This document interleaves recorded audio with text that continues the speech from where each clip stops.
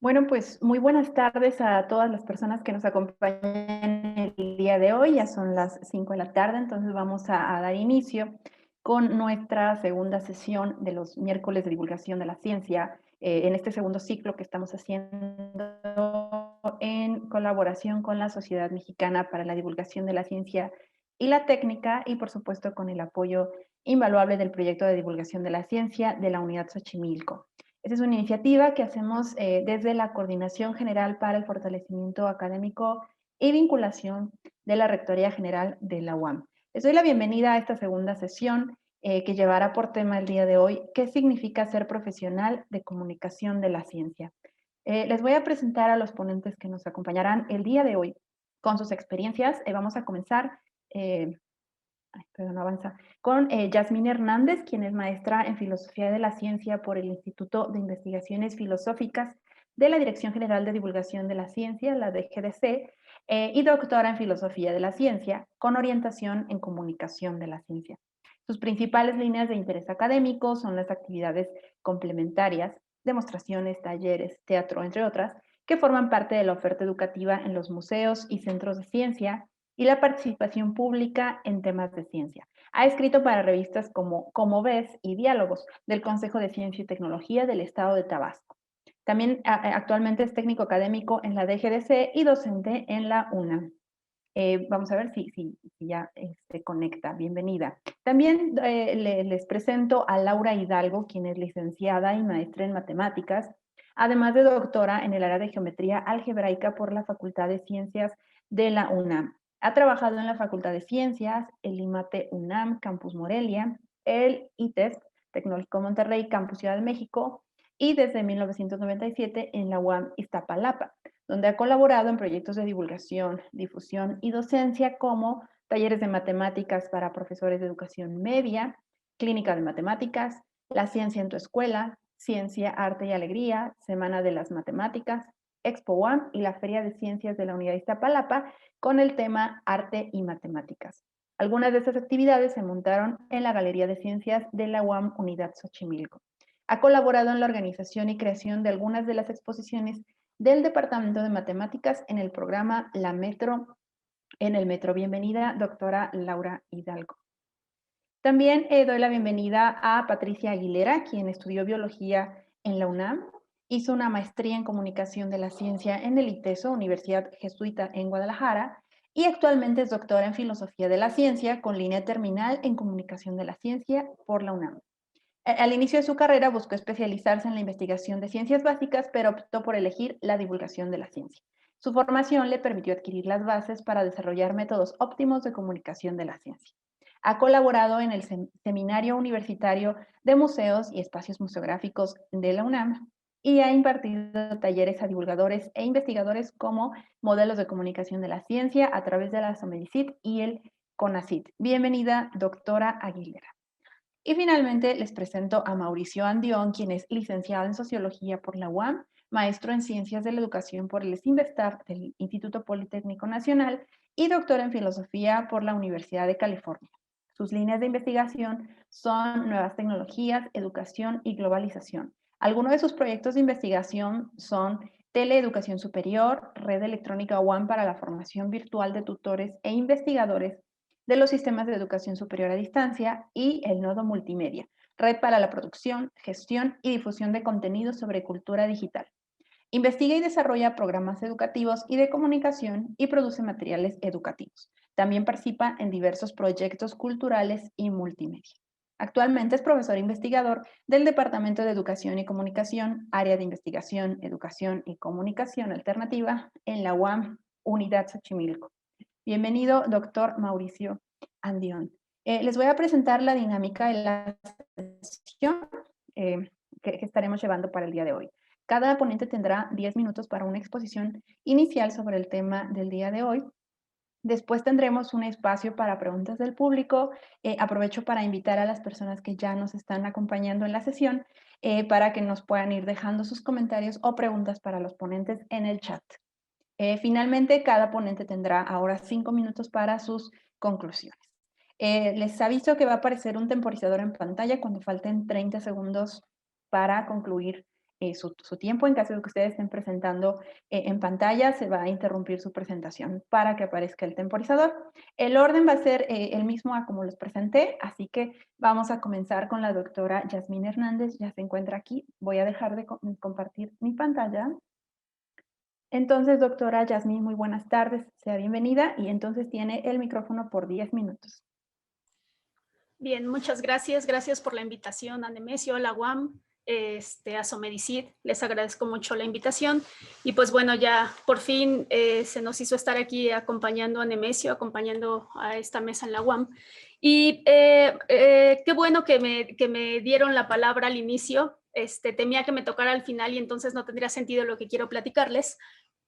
La pregunta, que es demasiado interesante lo que se va a discutir el día de hoy, y creo que no me dejarán mentir ninguno de quienes van a hacer las intervenciones, es que la pregunta de qué significa ser un profesional de la comunicación de la ciencia tiene que ver con algo que quizá muchos de los que ya nos han antecedido, que muchos de ellos son compañeros de la propia DGDC, de la UNAM, de la SOMEDICID, y que además son figuras relevantes o lo han sido desde hace muchos años, dicen que a veces ya no es necesario decir que la comunicación de la ciencia es un campo en formación, un campo emergente, una disciplina. Sin embargo, creo que es necesario comentarlo en este momento, en esta mesa, porque quizá no todos se dediquen al campo de la comunicación de la ciencia. Entonces, me gustaría comenzar diciendo que sí, que si bien es un campo al que se puede regresar, digamos, en el tiempo y uno puede identificar los orígenes de la comunicación de la ciencia, eh, yo considero, para no cometer ningún anacronismo, que ya desde la segunda década del siglo pasado se vino pensando en esta conformación o tomando una relevancia, la importancia de tratar de dar a conocer o de llevar al público general, voy a llamarlo por ahora sí, que ese es uno de los grandes problemas que tenemos ahora, que es eso del público general, tratar de llevar toda esta información científica o el conocimiento, tratar de vincular o romper esa brecha que tanto, de la cual se habla de los científicos y el público o las personas que integramos o que somos parte de la sociedad, ¿no? Entonces, ante eso, parto de la idea de que estamos congregados aquí discutiendo, platicando, reflexionando sobre un campo emergente, un campo en formación, y quiero comenzar con contarles un par de cosas que me fui encontrando a lo largo de la formación académica que he ido llevando. En este camino me ha tocado platicar o entrevistar a personas que considero relevantes para nuestro propio campo. Una de ellas es la doctora Julia Tagüeña y la otra es la doctora Elaine Reynoso. Y en una de las entrevistas que me daba en su momento la doctora Tagüeña, me decía que uno de los grandes logros que ha tenido el campo de la comunicación de la ciencia en México es la posibilidad de poder profesionalizarnos a través de los posgrados, posgrados específicos con un énfasis en comunicación de la ciencia. Ajá, y pues nos permite llegar a un punto, o al menos a lo que a ellos les costó llegar muchos años, en un periodo, en un tiempo mucho más corto, ¿no? Y la doctora Elaine me contaba que a ellos les tocó un panorama también un poco distinto, que fue tratar de formarse en esta búsqueda o en esta conformación de dónde me formo como comunicador de la ciencia. A ellos no les tocó este posgrado, que actualmente es parte del posgrado de Filosofía de la Ciencia de la UNAM, y el que tiene el ITESO, que es la maestría en Ciencia y Cultura, sino que se fueron especializando, se fueron formando en otros escenarios o en otros posgrados más enfocados a la pedagogía, a la enseñanza de las ciencias, ¿no? Entonces, digamos, afortunadamente tenemos ahora la posibilidad de ingresar en términos de formación académica a estos posgrados.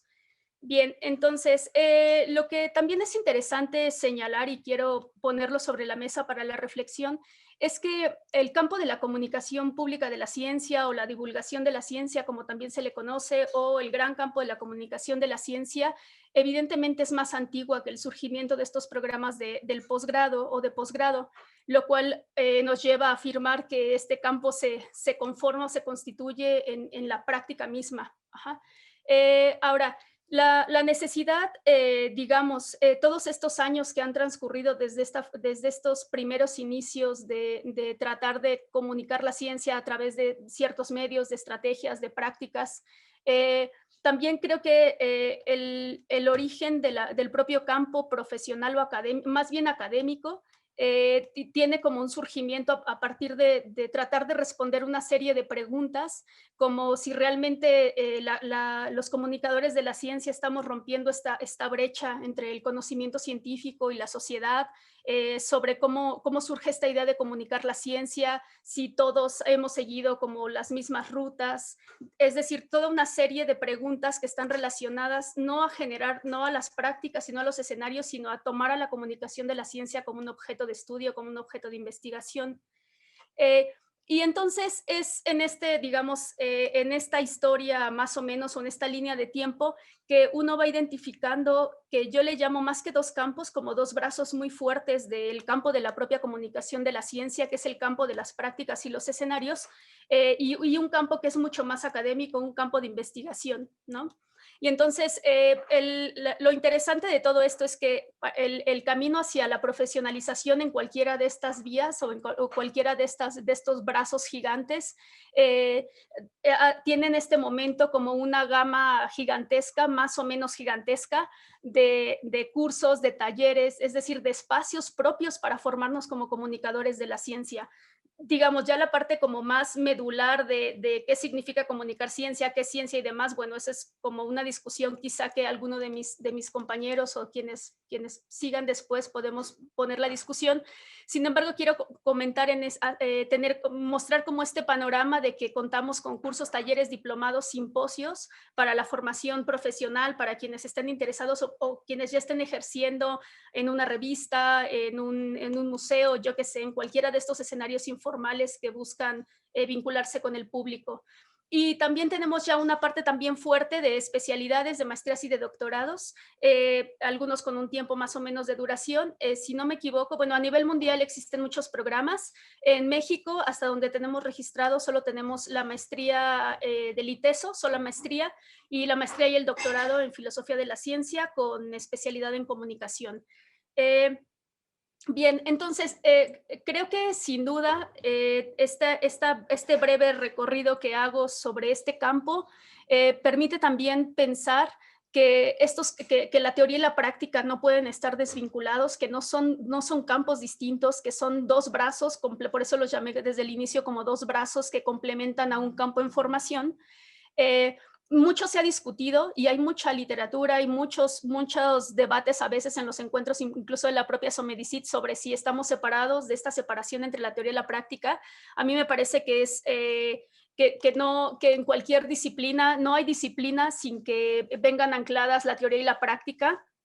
Yo puedo poner como el ejemplo de la biología, que es mi formación inicial.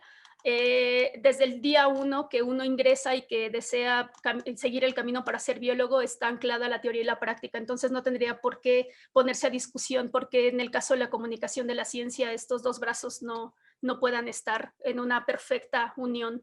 Bien, entonces creo que en parte esto que estoy exponiendo está encaminado a pensar en una serie de elementos que se van juntando, que se van sumando para hacer esta reflexión de lo que significa profesionalizarse en el campo de la comunicación de la ciencia. Entonces, bueno, se trata de un campo que va desde diversas prácticas y formas de comunicar la ciencia a un público general, también lo pongo como entrecomillado, como esta idea del público general, hasta investigadores, académicos y estudiantes de posgrado que intentan responder hacia cuáles son los objetivos y realmente a través de estas prácticas y escenarios los comunicadores de la ciencia estamos logrando impactar en el público, qué tanto impactamos, si no, si tenemos, cuáles son como nuestros resultados, si acortamos o no las brechas, si nuestras prácticas o nuestras estrategias son efectivas y finalmente si estas prácticas terminan siendo pertinentes socialmente, como lo señala Susana Herrera, una investigadora del ITESO. Y bien, creo que esto también nos lleva a pensar un poco en otros rasgos, o al menos en los rasgos que podrían definir a este campo, que es lo que quiero dejar y con lo que quiero concluir. Primero, que la comunicación pública de la ciencia o la comunicación de la ciencia tiene un objetivo que es fundamental, que es la construcción o al menos contribuir a través de nuestras estrategias, nuestras prácticas, a la construcción de cultura científica, ya sea desde un campo más académico, me refiero de investigación y demás, a un campo de las prácticas y los escenarios con una fuerte tradición en México. Y por otro lado, contamos, bueno, con un montón de revistas internacionales y nacionales donde podemos publicar y que son específicas de comunicación de la ciencia, como el JCOM Internacional, el PUS, revistas incluso que aunque no son de comunicación de la ciencia han abierto el espacio, como la Revista Mexicana de Comunicación de la UAM, la Veracruzana, la colección de libros del ITESO, la colección de libros de la DGDC, y redes internacionales y nacionales. Creo que se me acaba de terminar el tiempo y podemos regresar después a discutir sobre esto. Claro, Gracias. doctora Yasmín, muchísimas gracias a usted. Por supuesto, podrá utilizar ya sea la etapa de las preguntas o si no las conclusiones para concluir con lo que no le haya dado tiempo ahorita. Muchísimas gracias, doctora Yasmín. Justamente trata un tema que ya inclusive ya hemos tocado un poquito en el primer ciclo, que era esto de cómo se forma un comunicador o un divulgador, ¿no? Muchas veces nos hablaban de que la mayoría, o por lo menos los que lo comenzaron a hacer de una manera muy empírica, ¿no? Sin saber en efecto que estaban comunicando o estaban siendo divulgadores de ciencia. Y vemos entonces ahorita las alternativas que existen, que no son pocas, en realidad yo creo que sí hay alternativas importantes en el país para la gente que se quiera dedicar a este importante tema. Muchísimas gracias, doctora Yasmín. Vamos a continuar, por favor, siguiendo el orden, por favor, con la doctora Laura Hidalgo. Doctora Laura, adelante, tiene 10 minutos. Correcto. Bueno, entonces, de este segundo ciclo, yo lo que quiero hablar es de las actividades que hemos logrado tener a lo largo de los años en el departamento de matemáticas. ¿Por qué? Porque en general nosotros nos ven como el tío de la capucha y cómo nos gustaría que nos vieran, pues como alguien que ayuda a que las personas crezcan en sus valores, en su instrucción, que generen su propio conocimiento. Entonces hemos dado una gran cantidad de actividades didácticas, tanto para jóvenes como para niños, conferencias.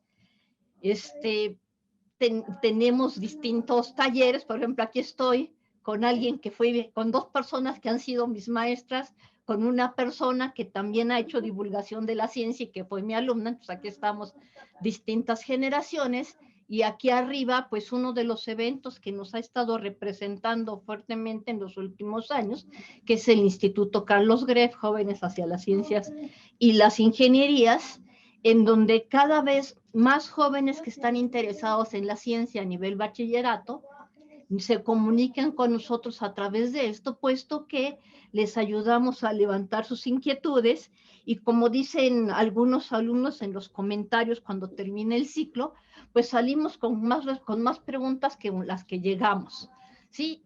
¿Qué es lo que queremos? Pues que disfruten el proceso de construcción del conocimiento. O sea, no queremos que memoricen fórmulas, no queremos llegar y platicarles y que ellos nada más estén escuchando porque se duermen, como me dice mi niño.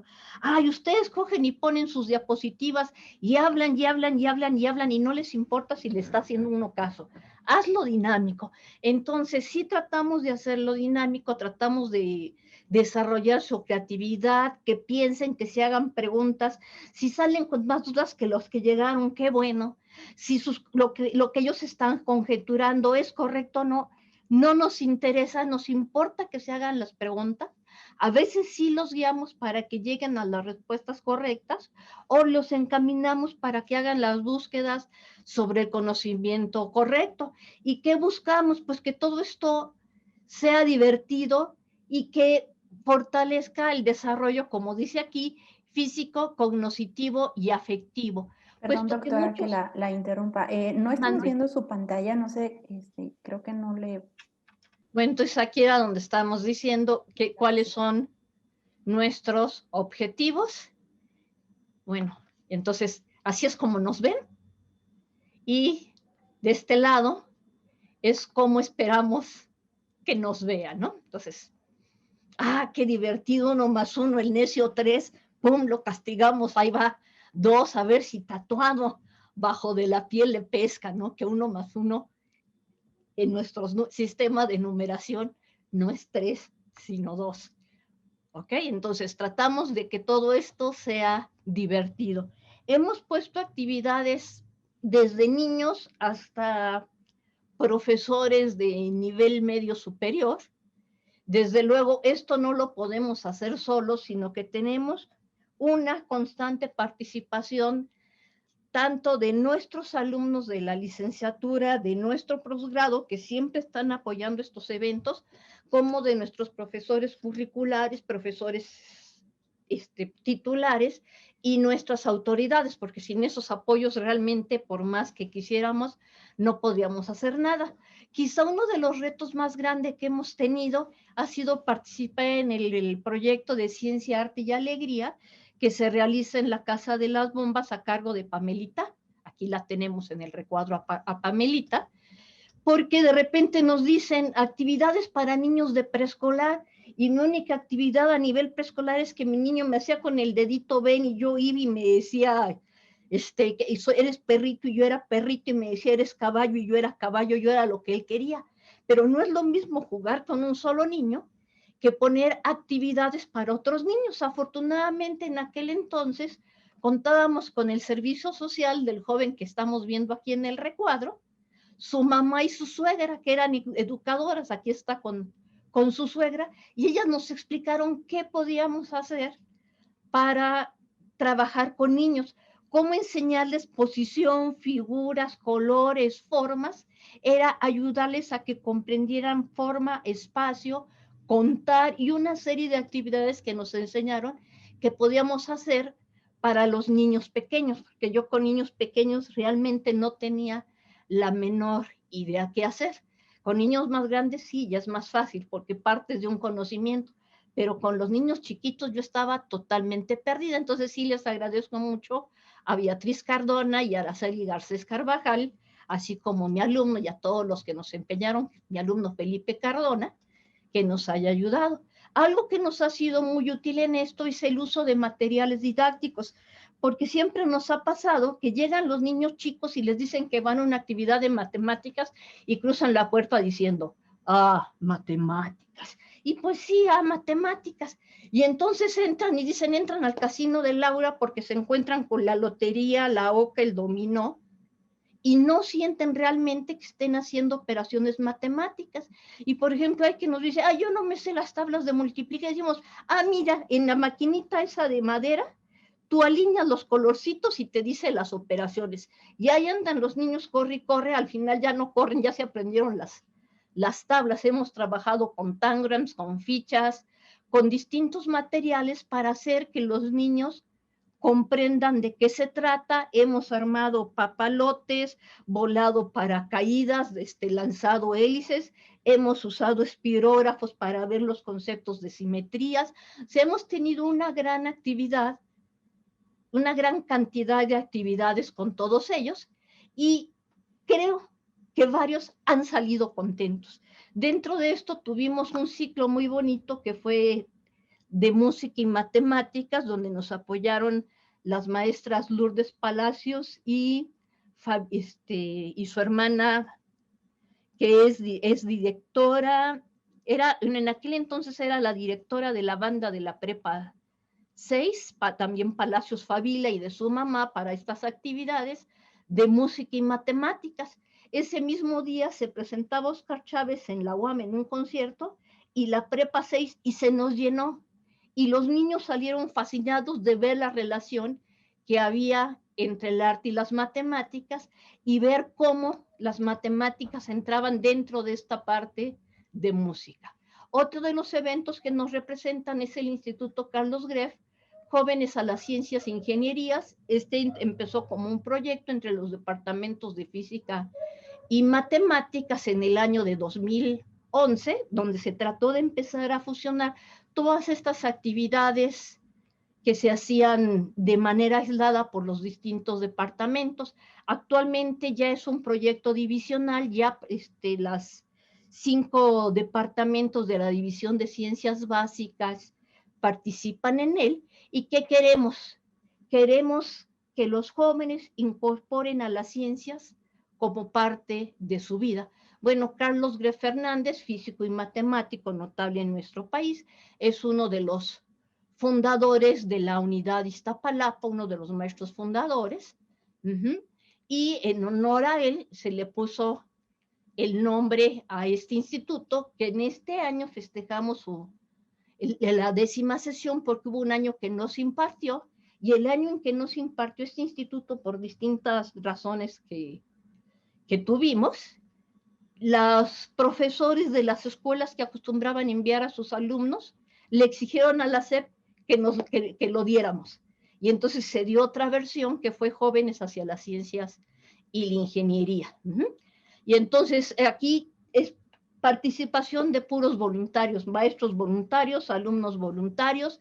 A nadie se le manda ni se le exige venir, sino que vienen por su gusto los chavos que tienen interés en las ciencias y nos hacen unas preguntas realmente geniales y hay una respuesta realmente genial, hay conjeturas muy buenas, hay chavos que están enterados de lo que se está haciendo actualmente en nuestra institución, actualmente qué se hace a nivel mundial en la investigación de la ciencia, y pues sí, queremos seguir trabajando e impulsando esto y le vamos a seguir echando todas las ganas del mundo para seguir con estos proyectos. Y bueno, entonces hemos participado también en otras actividades, pero creo que estas son las más representativas. Gracias. Muchísimas gracias a usted, doctora Laura Hidalgo. También le recuerdo que podrá usar sus últimos 5 minutos por si quedó material que nos quisiera mostrar. Por supuesto, vemos algo muy nutrido, sobre todo con esto del trabajo con jóvenes, ¿no? O al menos con niños, ¿no? Creo que es un público bien interesante y, como decía doctora, pues es diferente y encontrar cuáles son las alternativas más adecuadas o las vías en las que se les puede enseñar ciencia a los niños, ¿no? Muchísimas gracias, doctora Laura, por supuesto, por sus experiencias compartidas aquí. Vamos a dar paso ahora a la doctora Patricia Aguilera. Doctora Patricia tiene 10 minutos para su intervención. Gracias a quienes nos están escuchando y también gracias a la invitación a la UAM, a Somericid y específicamente a Nemesio. Muchas gracias. Yo también quiero seguir con esta conversación, inclusive tratando de ligar un poco con lo que decía la doctora, que me antecedió, en tratar de seguir pensando en qué entonces significa ser un profesional de la comunicación de la ciencia, pensando, por ejemplo, en esas actividades que nos mostró de acercar al conocimiento a diferentes públicos. Y yo quiero comenzar con pensar que ser un profesional de la comunicación de la ciencia es pensar como en un actor social que de primera instancia tiene que desarrollar habilidades para justo comunicar la ciencia con una diversidad de estrategias comunicativas a una gran variedad de públicos y que además también tiene ciertas intenciones. Y asumirse de esa manera le lleva a uno a pensar en que hay una responsabilidad de conocer muy bien el campo de acción, de qué es lo que significa ser comunicación de la ciencia desde una práctica social. Y abonando con esto que decía también la doctora Yasmín, para contribuir a la formación de la cultura científica de la sociedad en la que los comunicadores de la ciencia forman parte y están de manera muy inmediata con todos los ejemplos que nos acaba de dar la doctora. Pero ¿cómo pensar en cómo se logra lo anterior? Bueno, de alguna manera también asumiendo que los comunicadores de la ciencia, para profesionalizarnos, tenemos que contar con ciertos atributos. Entre ellos, evidentemente, como se comentó, tener un conocimiento profundo del propio campo de la comunicación de la ciencia, que tiene demarcaciones teóricas, conceptuales y metodológicas de cómo es que se comunica justamente la ciencia, pero también hablar desde un ejercicio un poco más profundo de reflexionar, y justo estas mesas son a las que nos invitan para eso. Reflexionar no solamente sobre lo que hacen los científicos, sino cómo lo hacen, sobre qué resultados se obtienen, y que esta manera en que se obtienen estos resultados es a través de una serie de actividades, de prácticas, de creencias, de valores, de normas y costumbres, en donde los propios científicos se van formando dentro de sus instituciones.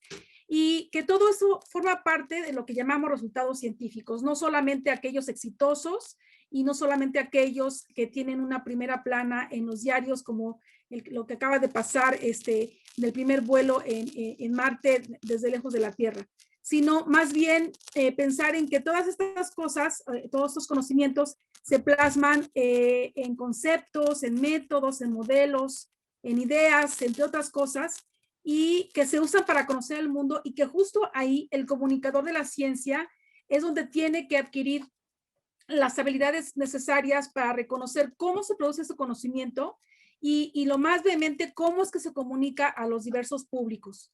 Y entonces, de alguna manera, con esta manera de profesionalizarnos, es tratar de entender que nosotros somos parte de una interfaz entre aquellos que hacen su quehacer diario, los científicos y los legos, justamente para mostrar como tres cosas que en su momento Olivé mencionó, que eran las tres imágenes de la ciencia. La primera de ellas, que es esta imagen científica, esta imagen en cómo vemos a los científicos, qué tareas hacen, cómo son sus prácticas, con qué fines lo hacen, con qué medios se utilizan, si tienen una aprobación de los legos, si tienen una aprobación inclusive del propio lugar en donde se desarrollan para obtener los resultados.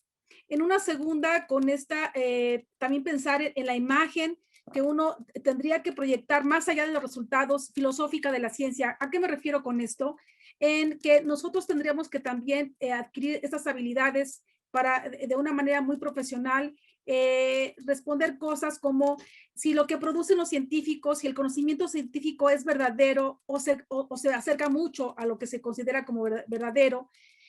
¿Por qué, por ejemplo, la ciencia de manera constante está revisando y desechando algunas concepciones que a veces no parece que no funcionan en un determinado contexto de la historia de la ciencia? Que también hay compromisos éticos que tienen los científicos en momentos coyunturales. Un ejemplo de ellos es la pandemia. Se sacan o no las vacunas, se ponen o no ya a disposición de la gente, etcétera. Otra manera es como mostrarle a la gente que la ciencia no es neutra, que hay ciertas condiciones que los científicos están de manera constante tratando de entender si lo que están haciendo está bien, si es ético o no, y qué problemas éticos surgen a partir de eso, y sobre todo esto para que la gente sepa que los conocimientos científicos, a través de las estrategias que usamos de manera los comunicadores de la ciencia, tendríamos que acercar también esas cosas, mostrarles también a esas cosas y compartirles esas cosas a los legos para tratar de dialogar, debatir y con los públicos de una manera más frontal y más horizontal con científicos y la sociedad. Y una última que también de la que habla Olivé, que es esta imagen pública, es decir, ¿cómo hacemos ahora para que la gente sepa que esto hacen los científicos?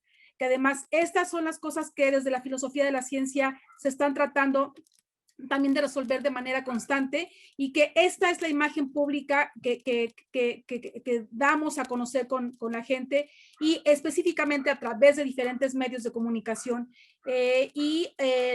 Dentro de estos, los que de alguna manera se han desarrollado de manera más masiva en los últimos 10 años, que son las redes sociales o las plataformas en donde se alojan o se producen contenidos como YouTube. Entonces, ahí está el asunto de qué habilidades y cómo para profesionalizarnos y hacerlo de la mejor forma para llegar al público. ¿Y dónde se aprende a hacer eso? La doctora Yasmín ya lo había mencionado en algún momento. Hay una oferta ya importante en el país, fuera del país, y ahora con estas nuevas plataformas uno puede también acceder a ese tipo de cursos, diplomados, seminarios, coloquios, etcétera, pero también de una manera mucho más formal, con especialidades, maestrías y doctorados, que inclusive uno podría ver de una manera general exactamente qué y particular de estas maestrías y doctorados dentro del país y fuera, qué cosas a uno le permitirían encontrar esas habilidades para tratar de desarrollarse de manera profesional como comunicador de la ciencia. Y con otras cosas que a mí me gustaría ir cerrando en esta primera participación, en donde también hacer muy evidente que dominar o hablar con los públicos significa tener habilidades para hablar, escuchar, para leer, para escribir, por supuesto, pero además también para tratar de entender la capacidad que tenemos de vincular de una manera muy directa a los públicos de manera general con los científicos o los investigadores, y con algo muy importante que también es tratar siempre de una manera, insisto, profesional,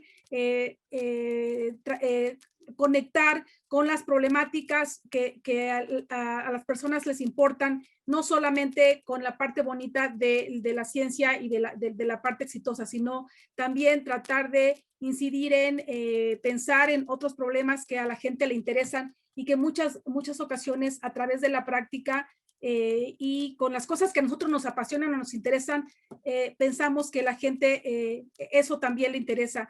Muchas ocasiones hemos pensado que a veces no da tiempo, la coyuntura nos gana, los festivales, la manera de acercarnos a la gente o entregar el artículo a tiempo o la nota de periódico, etcétera, no nos permite de manera inmediata ir a preguntarle a la gente qué es lo que realmente le interesa saber.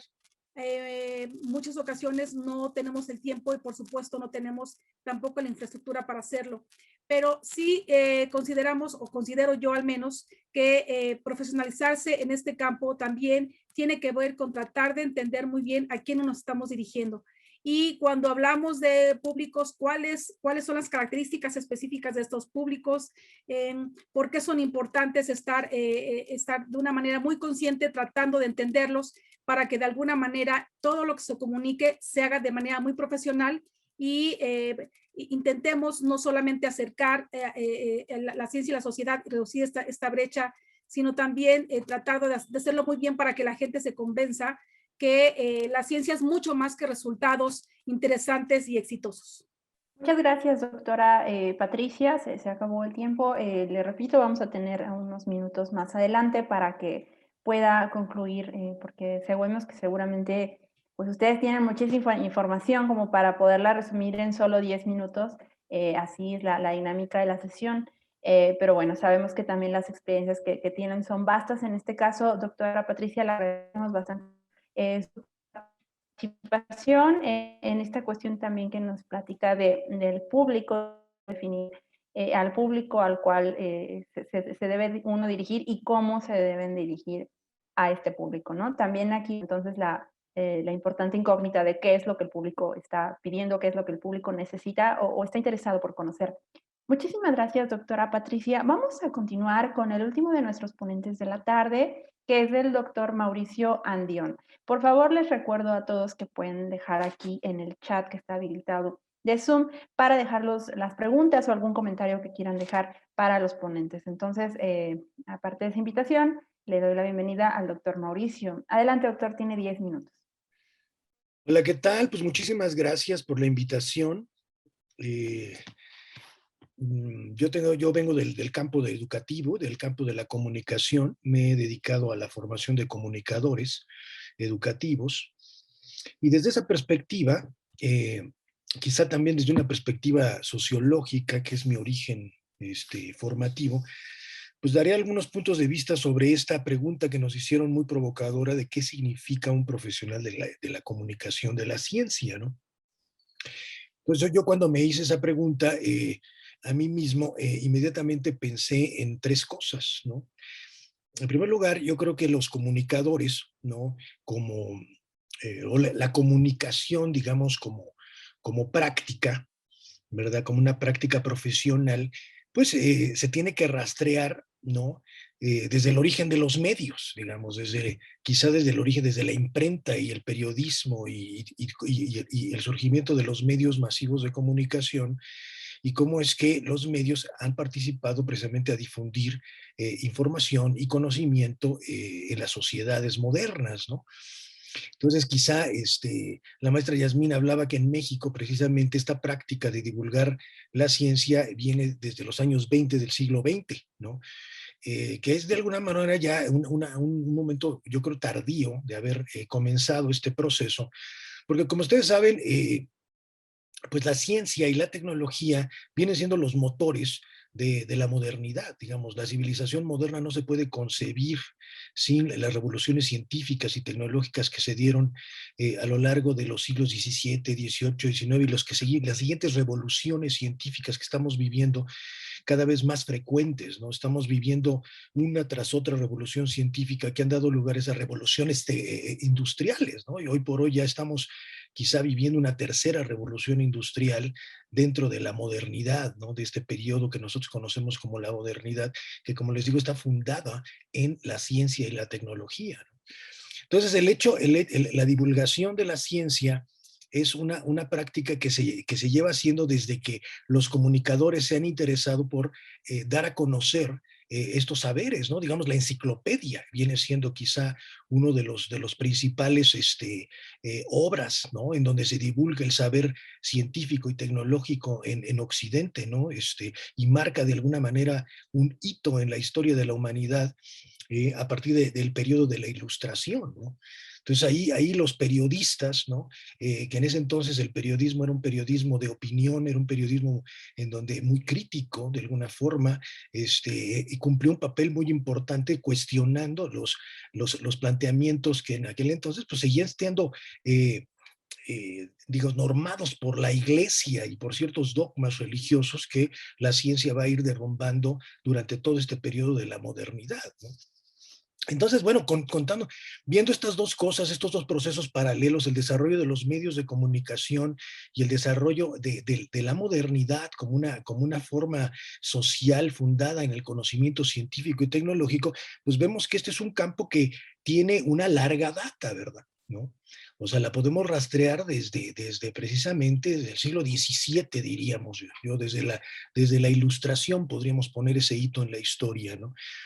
Entonces, en México, de alguna manera, nuestro acceso a las prácticas científicas, al pensamiento científico, se fue dando de una manera muy gradual y no de la misma manera que en países anglosajones, ¿no? Como Inglaterra, como del norte de Europa, ¿no? Nosotros venimos de una contrarreforma, ¿verdad? De una sociedad dominada por la Iglesia Católica, en donde ciertamente el conocimiento científico se veía como algo diabólico. Y aunque existía durante la Nueva España, existieron científicos, existió prácticas científicas, sobre todo ligadas precisamente a la minería, a la ingeniería y a una serie de prácticas, pues de alguna manera la ciencia no era parte de la cultura nacional, ¿no? O sea, la ciencia era un saber arcano, no un saber arcano de especialistas, ¿verdad?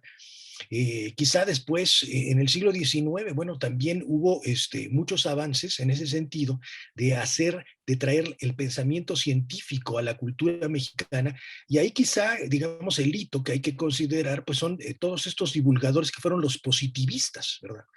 ¿No? A partir de la prepa nacional, ¿no?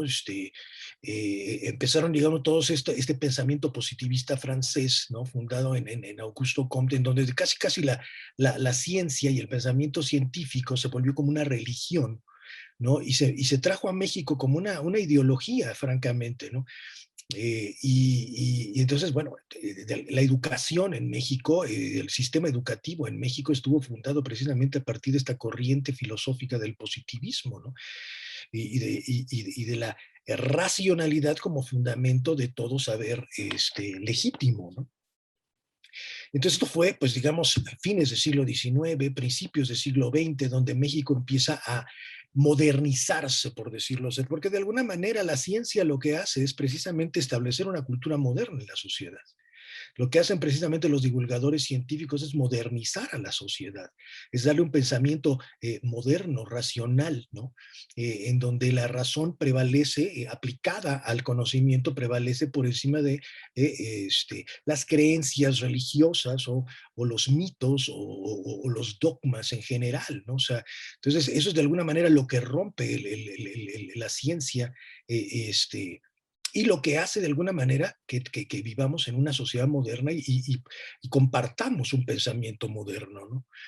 Entonces, ciertamente cuando nos dice Yasmín que en los años 20 es cuando comienzan a darse estas prácticas ya muy intencionales de divulgar el saber científico, pues estamos hablando después después del periodo revolucionario, ¿no? Una vez que se sentaron ciertas bases filosóficas, ¿no? De que la ciencia era positiva, ¿no? De que la ciencia servía para el progreso, de que la ciencia estaba ligada al desarrollo nacional, se pudieron entonces justificar programas y prácticas que tenían que ver precisamente con la divulgación de la ciencia. Y esto corre paralelo también con el desarrollo de los medios de comunicación en nuestro país, ¿no? Porque pues en los años 20 ya la prensa pues está constituida como una industria, ¿no? Como un medio de comunicación masivo, ¿verdad? Está comenzando la radio, ¿no? Y están comenzando nuevas formas de comunicar más allá de la plaza pública y las formas presenciales, que era lo que prevalecía sobre todo en el siglo XIX, ¿no? Sí, aunque bueno, también hay una historia de la prensa en el siglo XIX, pero no deja de ser la prensa en el siglo XIX en México, pues un campo elitista, ¿verdad? Y es hasta el siglo XX que la prensa empieza a adquirir un valor masivo, ¿no? Una dimensión masiva. Entonces, pensando en estas dos trayectorias históricas, yo pienso que un comunicador de la ciencia es, en términos generales, ¿sí? Un educador, ¿sí? Y eso lo vemos muy claramente precisamente en la exposición de Laura, ¿no? Toda su preocupación precisamente por tratar de encontrar una didáctica, una forma de comunicarse con los niños, con los adolescentes y con los distintos públicos, ¿no? Cada público requiere de un lenguaje, ¿no? En ese sentido, también el comunicador profesional es un traductor, no solamente un educador, sino es un traductor, ¿no? ¿Sí? El educador lo que busca es precisamente transmitir una cultura, la cultura científica, ¿no? El pensamiento científico, ¿verdad? El traductor lo que busca es precisamente conocer el lenguaje de la ciencia de los científicos y tratarlo de traducir a distintas formas lingüísticas, ¿sí? De los distintos públicos. Y ahí es donde vienen las estrategias también didácticas y comunicativas que se tienen que poner en juego precisamente para que este lenguaje pueda cumplir con un fin y llegue a realmente a ser comunicado el conocimiento que se quiere transmitir.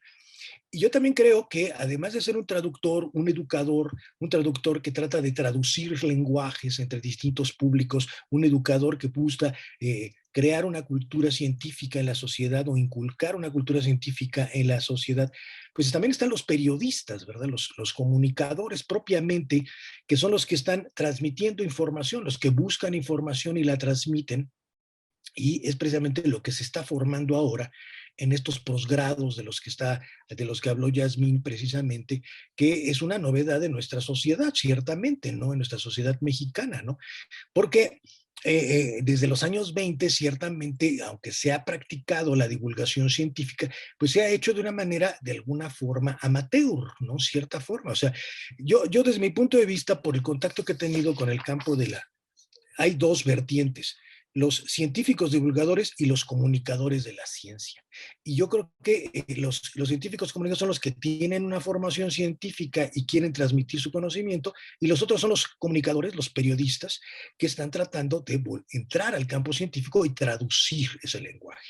Y me gustaría que esto se convirtiera en nuestro punto de análisis en las conclusiones. Muchas gracias.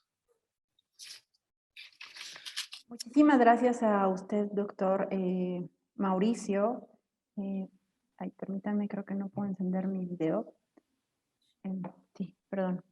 Muchísimas gracias, doctor Mauricio, por sus consideraciones. Por supuesto que esto creo que nos da para un tema todavía mucho más extenso. Ahorita estoy pensando que nos dio como una breve semblanza de cómo ha sido la divulgación, no solamente a partir de la década que se estaba mencionando, sino prácticamente desde el inicio, ¿no? Desde épocas un poquito más anteriores. Creo que eso inclusive nos da idea para para un nuevo tema en el que podamos hablar justo de cómo ha sido la evolución de la divulgación, al menos en nuestro país. Muchísimas gracias, doctor Mauricio. Vamos a continuar entonces con la parte de preguntas y respuestas para los ponentes, así que vamos a empezar. Tenemos ya 2 preguntas en el chat, por supuesto, si alguien más tiene alguna otra pregunta, le invitamos a que la escriba. Tenemos una pregunta de Mario Lorenzana. Sí, Mario Lorenzo, perdón. Y él tiene esta pregunta que es abierta al que quiera contestar y dice, ¿consideran viable establecer un currículo para los contenidos científicos a divulgar? Es decir, algunas temáticas prioritarias. No sé si alguno de los ponentes quiera contestar esta pregunta. Pues mira, yo lo que pasa es que yo quiero contestar desde el punto de vista educativo, ¿no? Y un poco retomando los planteamientos de Laura, ¿no? La ciencia tiene que enseñar desde una perspectiva constructivista, o sea, el estudiante tiene que ir al conocimiento, tiene que realmente ser activo en este proceso de volverse científico, ¿no? De hecho, digamos, desde mi punto de vista, la divulgación o la inculcación del pensamiento científico se tiene que dar desde muy temprana edad, porque los niños son científicos, ¿no? Los niños son científicos desde muy pequeña, muy temprana edad, ¿no? Lo que pasa es que no sabemos nosotros luego a veces cómo canalizar su curiosidad, ¿no? Entonces, si tuviéramos maestros con esa capacidad para poder fomentar su curiosidad y hacer que ellos hicieran ciencia, sería muchísimo más fácil que ellos adquirieran los conceptos científicos, ¿no? Y entonces esto tiene más que ver con una didáctica basada en proyectos, ¿no? Y no en contenidos y materias y temas, porque eso termina siendo, pues, otro perfil, otro paradigma de la divulgación científica. A lo mejor tendría que ser más como una barra programática para una televisora o algo así, pero no para una escuela y mucho menos para la educación básica, que es desde mi punto de vista en donde tiene que comenzar la divulgación científica, o más bien la educación científica, ¿no? Gracias, doctor Mauricio. ¿Alguien más quiere contestar a la pregunta? Sí, a mí me gustaría un poco también pensar en aquellas personas que no están en educación formal y que a lo mejor, que es muchos, o los públicos en los que no tuvieron la oportunidad posiblemente inclusive de ni terminar la primaria. Entonces, ellos que ya están fuera de las aulas, tendríamos que pensar justo en que habría que ser estos mediadores, los comunicadores de la ciencia, a los cuales les podamos no solamente hacer que les interese la ciencia, sino justo que tengan algunas habilidades para pensar en alguna manera en cómo la ciencia opera. Por ejemplo, hacer preguntas, ¿no? Indagar de una manera en cómo lo hacen los científicos. Y con eso, y respondiendo un poco a la pregunta, pues es que va a depender muchísimo de cuando uno se está formando comunicador de la ciencia, qué es lo que quiere hacer. No es la misma la formación que tiene un periodista de ciencia específicamente o un comunicador, porque las intenciones de cada uno son totalmente distintas. Platicando, por ejemplo, con Javier Cruz, que muy posiblemente ustedes lo conozcan, periodista de ciencia, alguna vez nos comentaba que a los periodistas lo que les importa es informar, por ejemplo, y no tanto enseñar o educar. Entonces, las habilidades o los conocimientos que uno pudiera adquirir tendrían que ir en ese sentido.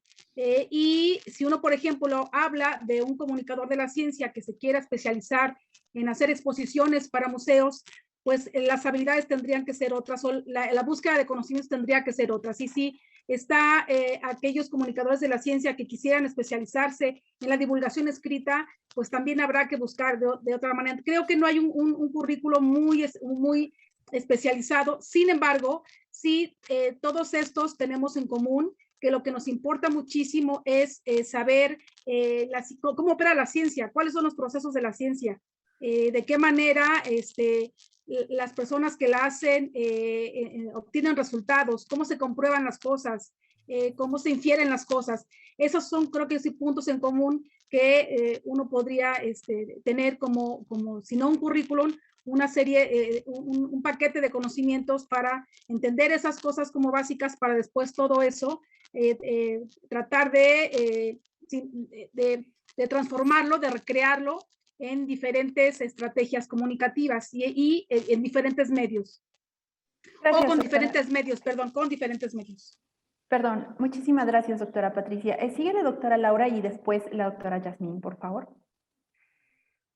Creo que la doctora Yasmín levantó la mano antes que yo. No importa, okay, doctora, sí. está muy bien. Ah, yo le espero. Bueno, desde mi punto de vista, está en chino tener un currículum que te diga, necesitas hacer esto para ser un divulgador científico. ¿Por qué? Porque la ciencia tiene demasiadas áreas, demasiadas ramas, cada vez se diversifica más. Tenemos siempre que estar pensando en qué tipo de público nos vamos a dirigir, si es un público general, cómo lo vamos a interesar, qué podemos hacer. Recientemente he estado entrando a otro seminario de divulgación concretamente de las matemáticas e inclusive por regiones, por condiciones sociales, etcétera, etcétera. No le puedes presentar las cosas de la misma manera a una persona que a otra. Hay muchísimas cosas muy diferentes en este sentido. Yo me acuerdo que cuando empezamos a meternos en esto de tener talleres para niños, a mí casi me da un ataque porque llegó una persona y me dice, vengo de extensión universitaria, me dicen que venga con usted para que nos organice un taller para niños que vienen el próximo martes. Viene y me lo dice un jueves a las 4 de la tarde. Casi me da un ataque. O sea, ¿cómo quieres que te organice un taller a las 4 de la tarde para niños? Y luego le pregunto, ¿y de qué año? ¿Qué más da? Es lo mismo para primero que para sexto. Le digo, no, porque con los niños de primer año ni siquiera sé si puedo usar que ya saben sumar. Y para los niños de sexto año, al menos sé que ya saben sumar. Entonces, no les puedo poner la misma actividad a uno que quiero que me identifique colores y números, a otro que ya le puedo poner una actividad en donde me resuelva un crucigrama y que pueda encontrar un tesoro, porque además entran los niños y les dicen que las sesiones de matemáticas y entran, ay, matemáticas, y te lo dicen en tu cara, te dicen, van a estar con ella, y dicen, entonces, ¿cómo vas a llegar? A otros chavos que vienen ahora a estos eventos que tenemos para jóvenes avanzados en ciencias que dicen, a ver, ¿dónde está el ponente? Porque le quiero preguntar estos datos, ¿no?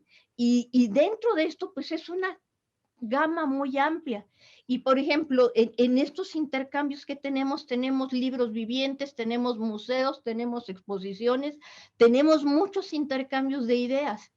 Y entonces, que me digas un currículum básico, yo te puedo decir, bueno, en matemáticas a lo mejor algo que todos tienen que saber, sumar, multiplicar, dividir, resolver problemitas, pero si les empiezas a poner números, los pierdes de inmediato. Entonces, ¿cómo hacer que te hagan matemáticas sin ponerles los números?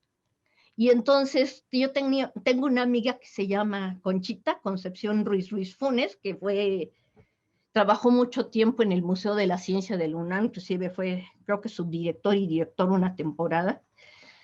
Y ella tenía una página donde decía matemáticas y números. Entonces, cuando me dijeron a mí de estos talleres para niños, dije, pues matemáticas y números, porque ni siquiera sé de qué nivel vienen estos niños. Entonces, di que me digas, haz una currícula y dime, ¿con estos temas la puedes hacer? No.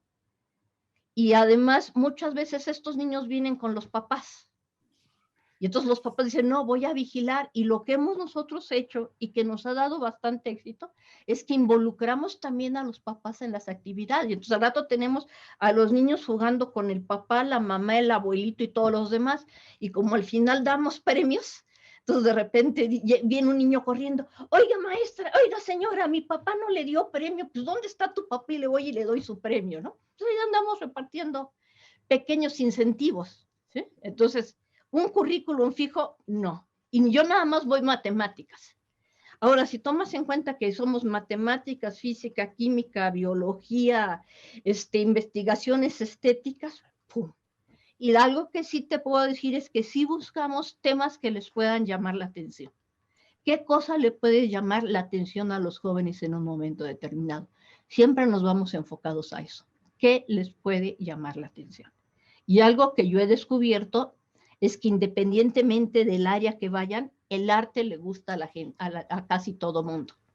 Y hay muchos tipos de arte. A algunos les gusta Leonardo, otros Dalí, otros Picasso, pero en todo eso hay matemáticas. Y todo eso a mí me da temas para hablar de matemáticas. ¿Ok? Entonces digo, currículum fijo, desde mi punto de vista no hay. Gracias. Gracias, doctora Yasmín. Laura. Adelante, doctora No, Yasmín. gracias. Sí, yo creo, a mí, creo que Víctor Osvaldo está muy activo aquí en el chat. Creo que la pregunta de Víctor amerita, es una pregunta de profundidad, porque creo que no tiene que ver nada más con cómo se forma un divulgador en la parte práctica. Es decir, cuando hablaba de estos dos brazos entre académico, práctico, no pretendo hacer ninguna demeritación de la parte práctica, por supuesto. Creo que ambos necesitamos una formación muy fuerte. Entonces, creo que, no sé si la pregunta de Víctor vaya hacia eso, ya igual ahorita quizá quiera abrir su micrófono. Creo que va, o yo le entiendo en el sentido de, tiene que haber algo básico para todo comunicador de la ciencia, para todo comunicador público de la ciencia. Y creo que una parte importante que no se nos puede olvidar es que comunicamos ciencia. Y la ciencia como práctica social no es una cosa que se pueda comunicar. Es decir, no es una... Yo difiero un poco del doctor Mauricio, de que se pueda, que baste hacer una traducción. Ahí hay una discusión muy fuerte de si realmente se puede hacer tan sencillo una traducción o si basta con ponerle como un comunicador el micrófono a un investigador para dar por hecho, o que lo que se sigue de ahí es que en realidad estamos haciendo comunicación de la ciencia. No sé si la pregunta o el comentario de Víctor vaya hacia allá, pero creo que hay una de las cosas que creo que nos está faltando mucho al gremio de comunicadores de la ciencia es la idea de que lo que estamos comunicando es ciencia, cómo se construye, en qué contexto histórico, bajo qué contexto social. Es decir, todo esto que nos vino contando el doctor Mauricio, muy interesante. Yo no me quise lanzar a la idea de irme incluso hasta el siglo XVII, de pensar en Boyle como uno de los primeros comunicadores de ciencia, porque puedo cometer un anacronismo desde el momento en el que nosotros estamos pensando a la comunicación de la ciencia en términos históricos. Marcamos en realidad dos eventos importantes a nivel histórico: el lanzamiento del Sputnik y las bombas atómicas, como un parteaguas de cambiar una imagen de la ciencia, una ciencia del progreso, bla, bla, bla, hacia otra mirada, y después vino decantando en lo que conocemos hoy como comunicación de la ciencia. Digo, es mucho más profundo para que abordarlo, pero nada más quiero, antes de que igual Víctor quiera decir algo, yo creo que habría que pensar por un currículum básico de comunicadores públicos de la ciencia, y después podemos ir, como dice la doctora Laura, por medios, por lo que nos dedicamos, por los festivales, por los talleres, porque tienen sus particularidades. Estoy totalmente de acuerdo con ella. Entonces, si me permiten mostrar nada más una cosa, que yo lo quiero dejar así, por ahora, para dar la palabra a otros, es que la comunicación de la ciencia no es hacer comunicación más ciencia, no es la suma de esas dos, es un campo ahí entretejido. Déjenme ver si, déjenme muevo esto que está aquí, con una serie se alimenta, digamos, de otros campos del conocimiento, pero la comunicación de la ciencia no es la comunicación que conocemos como de los medios masivos, tampoco es hacer promoción para la salud, tampoco son estudios sociales de ciencia, historia de la ciencia, tampoco es enseñanza de la ciencia. Se nutre y se ha venido nutriendo de todo, se ha nutrido incluso de campos o de disciplinas como la historia, la filosofía, demás, y una vertiente muy científica, pero no es ninguna de estas. Es un campo en formación que considero completamente distinto, con características muy especiales, distintas a cualquier, a la propia comunicación pura y llana, y a la pura enseñanza de las ciencias. ¿Contribuimos al fenómeno educativo, como dice el doctor Mauricio? Sí, desde otra perspectiva, con otras estrategias y otras maneras, pero creo que hay que tener, no sé si va por ahí la idea, Víctor, o respondí o me estoy enrollando más, pero quizá yo traté de interpretar esto que Víctor comenta aquí en el chat. Perdón, doctora, la pregunta que estábamos atendiendo era de otra persona sobre el currículo para los contenidos científicos. Todavía no llegamos a las preguntas adicionales. Entonces, bueno, por cuestión de tiempo vamos a pasar a una segunda pregunta antes de continuar. Tenemos esta pregunta de Olga Noemí y ella nos dice, la ciencia se puede comunicar a través de diferentes medios y generalmente cada medio tiene un público con características particulares. Me gustaría saber cuál podría ser el medio o la combinación de medios que en la actualidad puedan ser más efectivos para producir un impacto real en la población. Dejo esta pregunta si alguno de ustedes, déjenme ver si levantan la mano. Patricia, adelante, doctora Patricia. Sí, yo ahí también le respondería que desde mi punto de vista, el medio no es lo que importa tanto. Y creo que no por justo esto de lo que ha hablado Yasmín.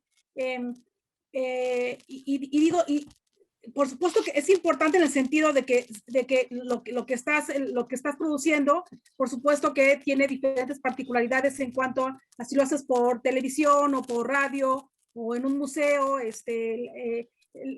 las ideas, por ejemplo, en un museo, pues tienen que ser evidentemente mostrables, museables, que la gente pueda entender. Pero creo que lo más importante es saber exactamente qué quieres comunicar. Pues una vez que sepas comunicar para qué lo quieres hacer y a quiénes hay que dirigir, y entonces viene de manera consecutiva lo siguiente, pensar en cuál sería el medio mejor. El gran problema también que existe es que pensar solamente en cuál es el mejor medio, cuál es el más ideal. Podría yo inclusive comentarte si alguno de ustedes ha visto Netflix, una serie que se llama Conexiones, que habla justo de pensar en problemas complejos de la ciencia. Yo te diría es el mejor, bueno, porque estamos hablando de una producción de miles de millones, pero más bien hay detrás de esa producción muy buena, hay una historia que contar y hay ciencia detrás de eso, las ideas de la ciencia que contar. Creo que eso es lo más lo indispensable para después pensar en el medio que tengas. No sé si mis colegas están de acuerdo. Yo difiero un poco en que solamente haya que pensar en el medio o si hay un medio ideal para algunas cosas. Gracias, doctora Patricia. Adelante, doctor Mauricio. Yo quisiera, bueno, lo que pasa es que los medios tienen su propio lenguaje, ¿no? Y tienen también, dependiendo del momento histórico, sus públicos, ¿no? Y yo quisiera meter ahorita aquí a la mesa de discusión, pues unos medios que hoy por hoy se están convirtiendo en dominantes y que las juventudes pues realmente consumen mucho esos medios o consumen contenido a partir de estos medios y que ciertamente ha proliferado muchísima oferta de contenido sobre divulgación científica en las redes sociales, en YouTube, en todas estas nuevas redes sociodigitales que, pues que hay que estar considerando, sobre todo porque los jóvenes, pues ahora ese es su mundo, ¿verdad? El mundo cibernético. Y entonces ese tiene que ser un medio, además de los museos y de los teatros y de todos los medios tradicionales que se han venido utilizando para divulgar la ciencia desde los orígenes de la primera revolución científica y tecnológica. Hay que tomar en cuenta ahora estos nuevos medios. Yo nomás quisiera poner ese punto. Muchísimas gracias, doctor Mauricio. ¿Alguien más quiere contestar a la pregunta de Olga Noemí? Ok. Vamos a continuar entonces con una última pregunta, justo también ahora sí, de Víctor Osvaldo, que nos comenta, bueno, nos hace en realidad varias anotaciones, pero vamos a hacer una específica que es para el doctor Mauricio. Y nos dice, estamos llenos de aparatos técnico-tecnológicos fabricados por los técnicos e ingenieros. Sin embargo, todo acaba en lo lúdico y la obsolescencia. No termina configurando niños ni adolescentes que deseen ser científicos. ¿Cómo puede resolverse esa brecha en donde lo científico termina en lo lúdico sin lograr la formación de recursos humanos de la ciencia? Adelante, doctor, y también si alguien más la quiere contestar, sin problema. Bueno, mire, lo lúdico no tiene por qué ser peyorativo, al contrario, o sea, el aprendizaje, sobre todo de los niños más jóvenes, los niños más pequeños, pues se da a través del juego. Eso es un saber pedagógico, un hecho, ¿no? O sea, los niños aprenden jugando, ¿no? Definitivamente el juego es fundamental para su socialización, para su desarrollo intelectual, para desarrollar sus distintas etapas cognitivas, o sea, es fundamental. Entonces, y de alguna manera una de las cosas que dice del proceder científico que dice Patricia, que es muy interesante, cuando nos metemos un poquito a ver cómo proceden los científicos, ¿no? Empezamos a darnos cuenta que los científicos realmente son como niños, descubren las cosas como niños. Eso lo decía Piaget. O sea, Piaget realmente se murió diciendo que él, ¿cómo fue su carrera científica? Pues actuando como niño, ¿no? O sea, y muchas veces los descubrimientos son serendípites, son casuales, de hecho, Bruno Latour tiene un trabajo maravilloso sobre una investigación que hizo sobre el laboratorio, ¿no? Viendo cómo trabajan los científicos, y se ve que es un trabajo muy, que de alguna manera nada lineal como se pudiera pensar, al contrario, es súper creativo, súper caótico, y que en un momento dado surge una verdad. Por supuesto, está el trabajo de rigor científico, sistemático, metódico, se tiene que mantener esa rigor, porque la ciencia sin sistematicidad no es, ¿no? Pero finalmente los descubrimientos requieren de una creatividad y de una flexibilidad mental que nos revela Latour en su libro, ¿no? Sus libros, porque él es un filósofo de la ciencia muy interesante.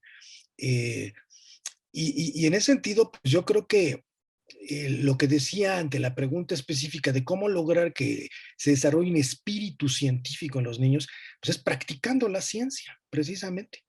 O sea, haciendo que en la escuela realmente se practique la ciencia, se haga observación, ¿no? Se registren estas observaciones, se conjuguen cuerpos de datos, se interpreten cuerpos de datos, se juegue con los niños, porque se puede jugar a todo eso, se puede jugar a conocer, ¿no?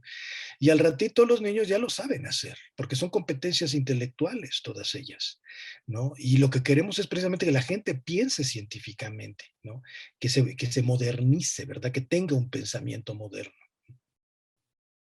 Muchas gracias, doctor Mauricio. ¿Alguien quiere dar respuesta a esta pregunta también? Yo no sé si, ahora sí, Víctor, perdón, una disculpa a Mario Lorenzo, que era quien había hecho la pregunta anterior.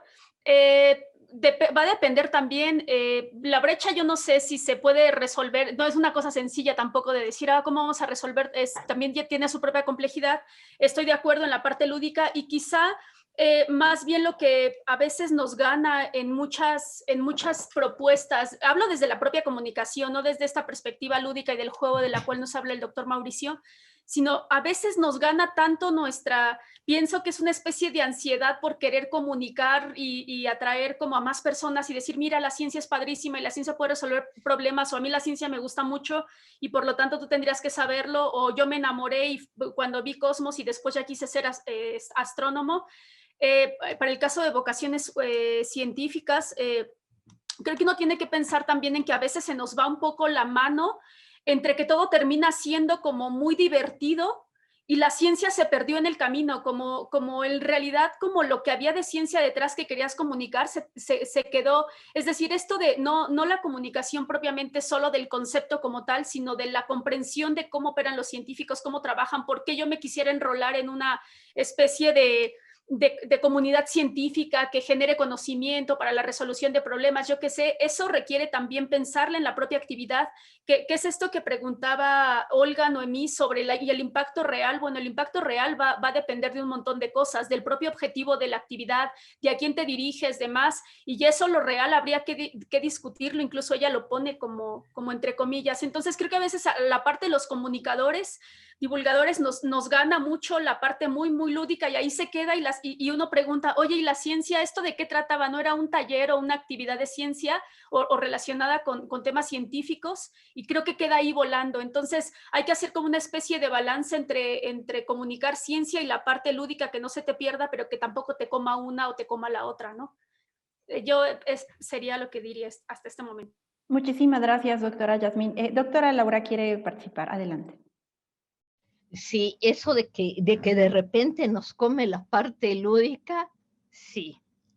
En efecto, a veces se lleva el tiempo en la parte, mucho tiempo la parte lúdica, pero por ejemplo, yo con los niños, cuando que nos llegan niños revueltos entre los que ya saben sumar y los que todavía no están aprendiendo a sumar, les digo, y les llevamos unos abacos para que empiecen a sumar. Entonces, al principio, pues los niños que saben sumar están haciendo sus actividades muy rápido, porque cada vez que terminan las actividades, pues al que gana y le va su premio. Y lleva unas bolsotas de dulces de premio, que ya me regañó mi doctora por andar llevando dulces. Me dice, en un país de diabéticos, ¿tú vas regalando dulces? Le digo, claro. Ya la última vez regalé juguetitos. Fruta. Pero, entonces, o fruta, me dice otro profesor. ¿No? Así como me dijo ahorita Mauricio, pues dales fruta. Yo, ¿sabes lo que te hace un niño en las actividades si le llevas fruta? Entonces llevamos esto, pero se los entregamos enfrente de los papás y los papás dicen, hasta después de que hagas estas cosas te damos sus dulces. Entonces, los niños que no sabían hacer las sumas, con las tablitas o los abacos que les prestamos para que cuenten, de repente hay niños que me dicen, pues entonces sumar es contar. Y restar es contar para el otro lado. Y a los que ponemos las tablitas para que multipliquen, pues al principio salían corriendo para ir a ver cuánto les daba el 5 por 8 y el 6 por 7. Y al rato ya nada más voltean y dicen, ¿era tanto? Y les digo, sí, ya lo escriben. O sea, dentro de este juego, algunos, quizá no todos, pero algunos aprendieron a sumar.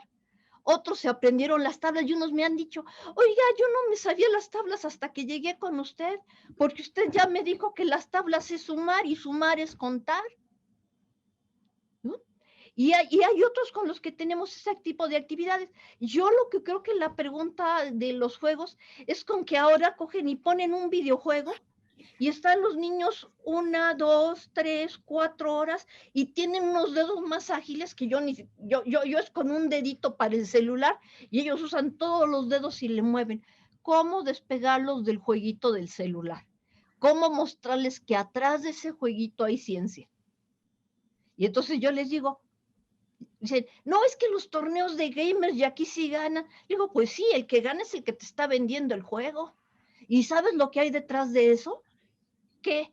Lenguaje de programación, animación, diseño, dibujo técnico, parte artística. Y entonces dicen, sí, cierto, dicen, en efecto, ese es el que más gana, porque fulanito, porque hasta te dan los nombres, fulanito de tal, el creador de tal juego, ya tiene tantos millones. ¿Y de dónde sabes eso? Lo vi en YouTube. Entonces, quizá a veces falta que la gente se acerque con estos niños y les diga, mira, el que realmente gana no fue el del torneo, el que realmente gana es el empresario, el que realmente gana es el programador, el diseñador, el que hace esto. Estos son los que realmente ganan. Pregunta, ¿quieres verte solamente un consumidor de videojuegos o lo que te gusta es la creación del videojuego? Porque entonces lo motivas. Y yo creo que muchas veces motivar a un chico estamos de gane. Dentro de los eventos que hemos tenido, concretamente en el Instituto Carlos Greff, nos llegó una chica que le hiciéramos el favor de aceptarla, que porque si la aceptábamos y asistía a todas las reuniones, la pasaban con 6 en la clase de física y en la de matemáticas, porque su maestro le decía que no tenía remedio. La chica acaba de graduarse de maestría, ella es de la primera generación del Greff, se acaba de graduar de la maestría en física y va a entrar al doctorado. Entonces, ella dice que venir a ese evento le cambió su vida. Y a partir de ese momento, ella ha participado en todos los institutos Carlos Greff. Primero como una alumna que odiaba la física y las matemáticas, y luego como un estudiante de nuestra licenciatura de física. Y así como tuvimos a esa chica, hemos tenido otros chicos. Y algunos que me dicen, oye, a mí sí me cambió, pero no quiero ni física ni matemáticas. Lo que yo descubrí es que a mí lo que me encanta es la economía. O yo descubrí que a mí me encanta la medicina, pero no desde el punto de vista de tratar a un paciente, sino de hacer investigación para curar una enfermedad. Entonces, a veces es simplemente mostrarles cómo se aplica, cómo se usa o qué hay detrás de, nos ayuda a cambiar y nos ayuda a que a ellos les caigan los 20 de manera distinta. ¿Ok? Eso es lo que yo entiendo con esta pregunta. Gracias. Muchas felicidades, Laura, por esos logros. Sí, honestamente a mí me tienen feliz esos logros. No, pues definitivamente te felicito. Sí, y no han sido alumnos míos, han sido alumnos que se fueron con otros profesores. Pero del programa, pues. Pero es el programa que creamos desde un principio. Yo soy miembro fundador de Claro, este ¿no? programa. Al principio solo se anunciaba como programa del Departamento de Física, porque nosotros teníamos exceso de alumnos, pero ellos tenían muy pocos alumnos. Entonces, al principio empezamos siendo solo programa del Departamento de Física, aunque yo participé desde la primera reunión del evento. Y la forma en que nosotros llevábamos nuestras actividades es una parte que ellos tomaron de tener talleres y hacer este intercambio de ideas para que ellos fueran construyendo el conocimiento. Digo, te puedes equivocar. ¿Qué hacemos al final de las reuniones para no perdernos en la parte lúdica? Entonces, ¿cuál fue el objetivo de la reunión? ¿Qué esperaba que lográramos? ¿Qué fue lo que se logró? O sea, siempre tratamos de hacer un cierre. Eso es muy importante, para no perderse en la parte lúdica, hacer un cierre de actividades. ¿Ok? Con los niños chiquitos es más difícil hacer el cierre, porque ya cuando volteas están todos jugando. Pero haces el cierre con los papás, eso sí se puede. Doctora Laura, muchísimas gracias por sus aportaciones, gracias a todos por las aportaciones el día de hoy. Nos hace falta, la verdad, bastante tiempo para poder continuar con esta conversación, pero desafortunadamente vamos a tener que ir concluyendo. Así que vamos a comenzar entonces con los 5 minutos que cada uno tiene para sus conclusiones, comenzando con la doctora Yasmín. Adelante, doctora. Ok, estaba yo aquí en el chat. Creo que retomaré esta idea del chat de Noemí, de Olga Noemí, que las ideas científicas se van construyendo poco a poco, es decir, eso de cómo generan conocimiento los científicos o la comunidad científica, me parece que es como la parte central de lo que pudiera ser un currículum básico para la formación de un comunicador público de la ciencia. Ir pensando en la ciencia, conocer qué significa hacer ciencia y todas estas preguntas que surgen, que además no surgen a veces dentro de la propia comunidad científica, surgen desde la comunidad filosófica, histórica y la comunidad sociológica de qué es lo que hacemos los científicos, cuál es nuestro impacto social, si la ciencia genera progreso o no. Es decir, todo eso, la serie de controversias que se generan dentro del campo de la ciencia, todo eso son como meritorios para ser comunicados, no solamente un asunto de, insisto, de conceptos o de algún principio científico. Digo, se vale, está súper bien, pero si yo voy quizá a pensar en un concepto científico, habría que estar enmarcado o engarzado a otras actividades, a un programa. Me estoy imaginando, por ejemplo, el programa de un museo, en el cual el museo tiene tiene actividades específicas que logran, pero a veces uno entra a los museos y lo que observas es que sus talleres o sus actividades terminan dándote todas las explicaciones para que tú armes un poliedro y la parte científica nunca se concluye, ¿eh? Y yo creo que ahí hay que pensarnos también que a veces olvidamos otra vez el asunto del quehacer científico como la parte que nos toca comunicar y no nada más el concepto. Y me quedo con la idea, si aún me queda tiempo, usted me dice, maestra Elia, si me queda tiempo para decir que cosas que se están discutiendo actualmente desde el campo de la comunicación de la ciencia es la relevancia social que tiene este campo emergente o que tenemos los comunicadores públicos de la ciencia en función y en razón de las cosas que estamos viviendo en términos sociales, incluidas sociales, políticos y económicos y más económicos y sociales que estamos viviendo, como ejemplo el caso de la pandemia. Yo creo que es un momento importante donde los comunicadores de la ciencia quizá no hemos logrado hacer ese clic con las personas para ver qué es lo que está ocurriendo o tratar de comprender por qué me tengo que poner el cubrebocas, por qué tengo que mantener la distancia, es decir, una serie de cosas, o incluso lo que mencionaba la doctora Patricia, el caso de las vacunas. Se tornan como, porque además está alimentado por un montón de, la infodemia, las fake news, demás. Entonces creo que es importante que vayamos pensando en la relevancia de los comunicadores de la ciencia, la relevancia social, y ahí está centrada parte de nuestras discusiones actuales en el campo, al menos de las discusiones académicas, por ahí andamos. Yo les agradezco todas las preguntas, son un montón y que siempre nos hacen ir un poco más allá y reflexionar sobre nuestra propia práctica. Muchas gracias. Gracias a usted, doctora Yasmín. En efecto, hoy la charla ha estado bastante nutrida. La verdad es que uno quisiera que estos eventos se prolongaran un poquito más, pero bueno, desafortunadamente no se puede. Por supuesto, si es que hay alguna pregunta que ustedes ya quieran dar respuesta en el chat, pues lo pueden hacer en este espacio que todavía nos resta. Vamos a continuar, por favor, con la doctora Laura Hidalgo nuevamente. Doctora Laura, tiene 5 minutos para sus conclusiones. Bueno, entonces déjame de nuevo compartir. Bueno, entonces, que si quiero mostrarles un poquito de lo que hacemos. Estas son de las personas, testimonios que hemos conseguido en distintos eventos de cómo les ha impactado a los chavos el Instituto Carlos Greff, de los profesores participantes tanto de nuestra institución como otros que han estado de profesores visitantes que han participado.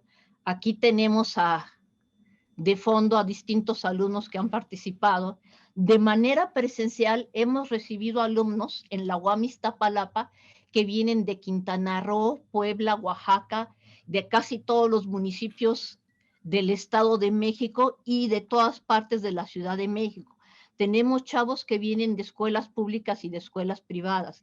La principal propaganda que se nos ha hecho en el Instituto Carlos Greff es los chavos que vienen nos recomiendan para el futuro. Entonces aquí, véanlos ya en el convivio de final, las caras de sorpresa y de gusto que tienen cuando entienden un concepto que se los han explicado como una fórmula y nosotros le decimos, no es una fórmula sacada de la manga, es algo que se deduce de esto, es padrísimo. ¿Qué creo? Creo que todo este tipo de actividades nos ayuda a la comprensión de los temas. Creo que refuerza lo que ya saben o les ayuda a comprender cómo se deduce lo que ya saben. Les permite autogenerar conocimiento, les abre la inquietud por leer y preguntar, porque estamos acostumbrados a ser alumnos pasivos. Nos sentamos, no hablamos, el profesor es el único que habla y nos callamos.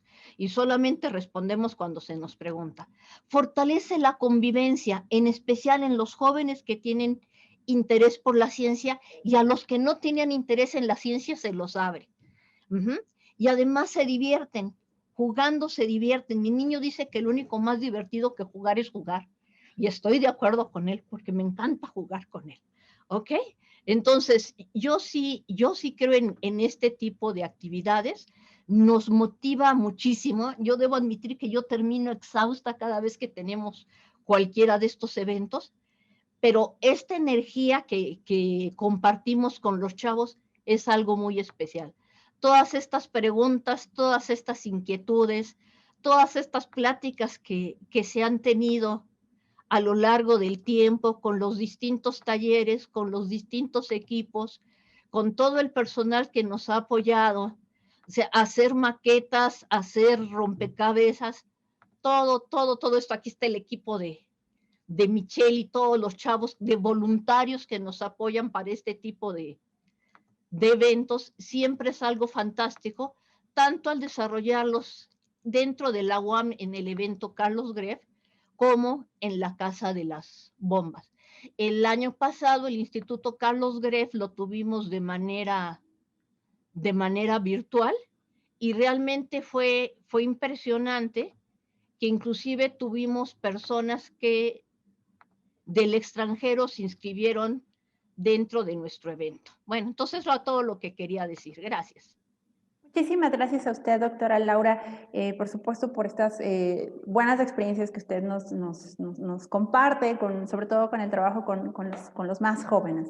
Muchísimas gracias, doctora Laura, por supuesto. Vamos a continuar ahora con la doctora Patricia Aguilera. Doctora Patricia, tiene 5 minutos para sus conclusiones. Nuevamente su micrófono, doctora. Es que creo que se desconectó, ¿verdad? Y se le quitó el rol de coanfitrión. Déjeme un momento, ahorita mi compañero Joaquín va a ponerlo como coanfitriona para que pueda activar su micrófono. Deme un segundito. Ya está, doctora. Ya está. Gracias, Joaquín. Ya, gracias. Sí, es que me quedé sin internet y tuve que hacer ahí unas maniobras. Una disculpa. A mí me gustaría cerrar con solo un par de ideas en que ser un profesional de la comunicación de la ciencia, comunicador de la ciencia, conlleva una responsabilidad social que, si bien no excluye, por supuesto, la realización de productos, la planeación de actividades muy concretas, con fines específicos, con objetivos específicos, que están más orientados a divulgar conocimientos, y yo seguiré insistiendo con los procesos de la ciencia y cómo se hace y cómo se produce de manera más particular. También no debemos olvidar que se tiende, o deberíamos tender los comunicadores de la ciencia a tender objetivos más amplios, que sí incluyan proyectos para contribuir a la cultura científica, y con base en eso planear de una manera mucho más detallada y mucho más fina qué es lo que queremos hacer, independientemente del medio con el cual nos acerquemos a la población que nos interesa. Eso también tiene que ver con incorporar de alguna manera conocimientos propios del campo, actualizarse de manera constante para que la práctica que tenemos de manera cotidiana sí sea relevante en el quehacer de la sociedad y de lo que todos los días hacen, que les haga sentido, en pocas palabras, que la ciencia les es importante para algo en la vida.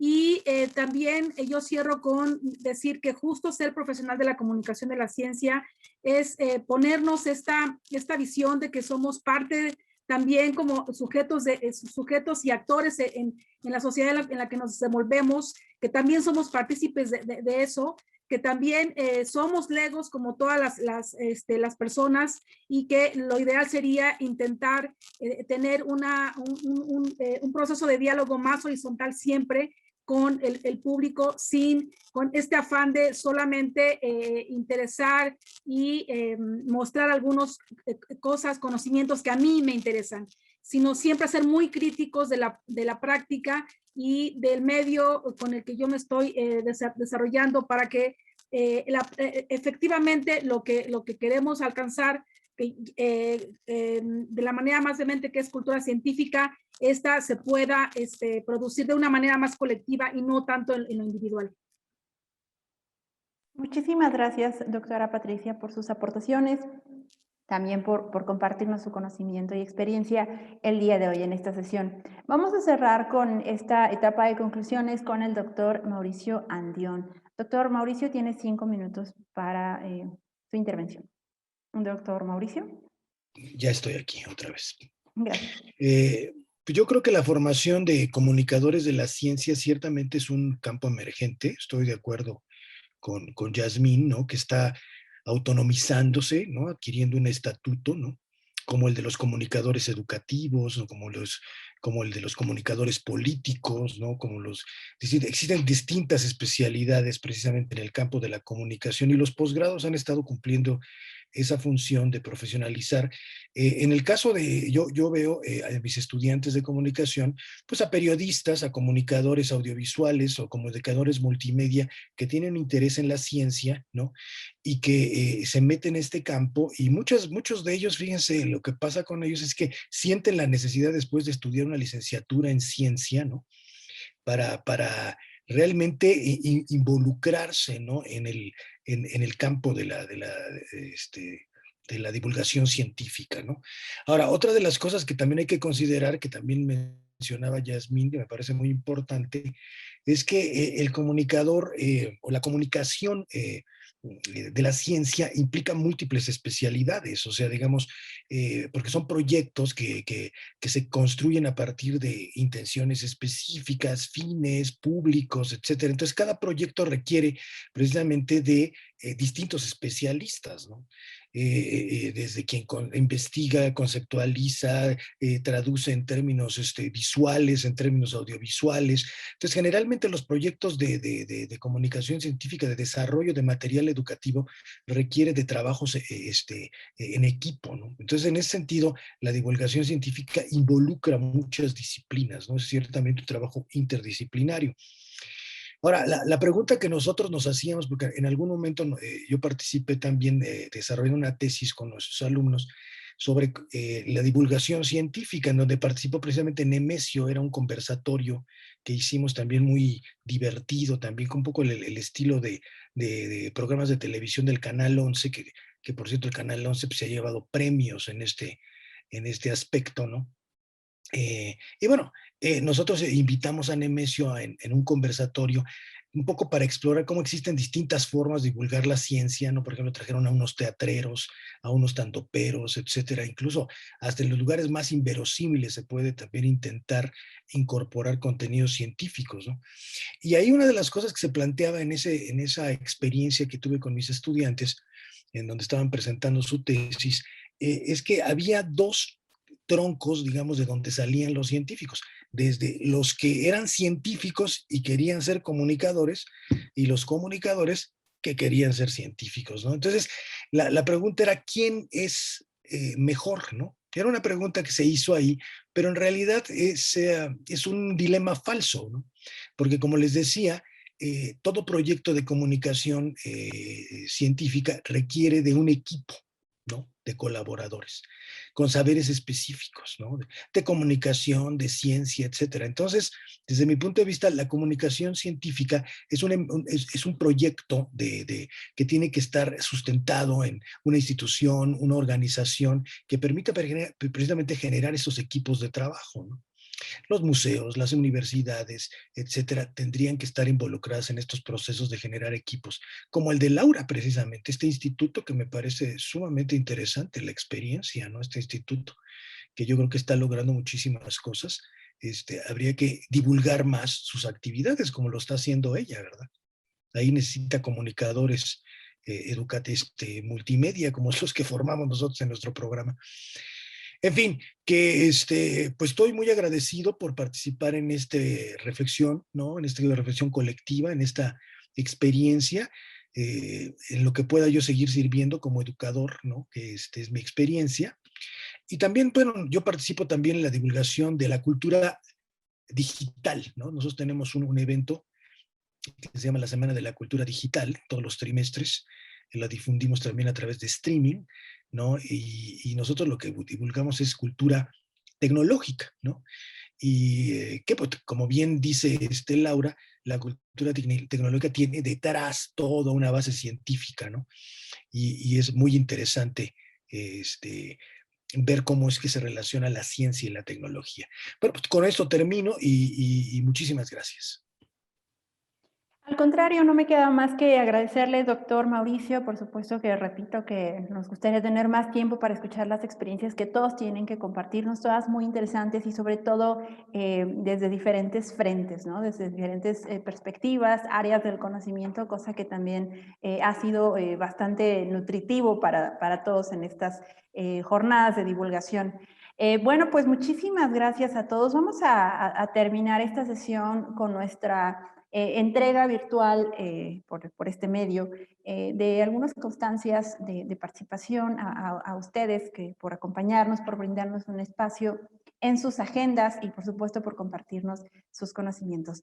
Me voy a permitir leerla. Dice: la Universidad Autónoma Metropolitana y la Sociedad Mexicana para la Divulgación de la Ciencia y la Técnica, AC, otorgan la presente constancia a la doctora Yasmín Hernández Arellano por su participación como ponente en la segunda sesión del segundo ciclo de la Jornada de Divulgación Científica UAM Somedifit, miércoles de divulgación de la ciencia, con el tema ¿qué significa ser profesional de comunicación de la ciencia? Firma la constancia el doctor Joaquín Flores Méndez, quien es coordinador general para el fortalecimiento académico y vinculación de la UAM, y el doctor Ernesto Márquez Nerey, quien es el presidente del Consejo Directivo de la SOMEDIFIT en el periodo 2020-2022, Ciudad de México, a 21 de abril de 2021. Muchísimas gracias a la doctora Yasmín.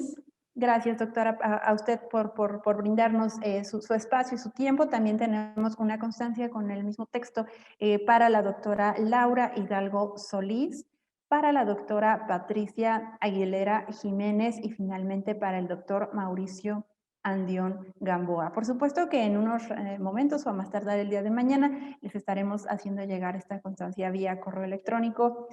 Por supuesto que les dejamos abierta la invitación para que nos acompañen en alguna otra sesión posterior. Algunos ponentes ya nos han acompañado en más de una sesión. Esperemos que sea el caso también de ustedes. Y bueno, no me resta más que invitar a todos los que nos acompañan el día de hoy a la tercera sesión, que será el próximo miércoles, por supuesto, miércoles 28 de abril, en misma hora, 17 horas. Y en esta ocasión tendremos el tema: una materia de comunicación de la ciencia en todas las carreras.